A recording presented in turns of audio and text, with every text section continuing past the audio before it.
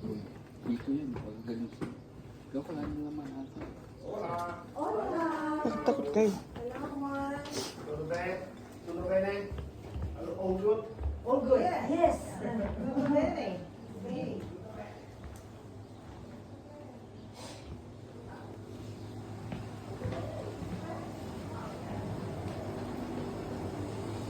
Sabi ko, yan.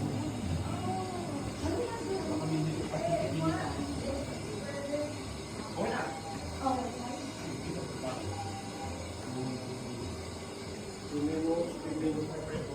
Baka patikimin tayo. Ah? Patitikimin tayo. No, dyan sila nag-slice yung mga ano. Pero alam mo, ginagawa nila dyan yung baboy na pino.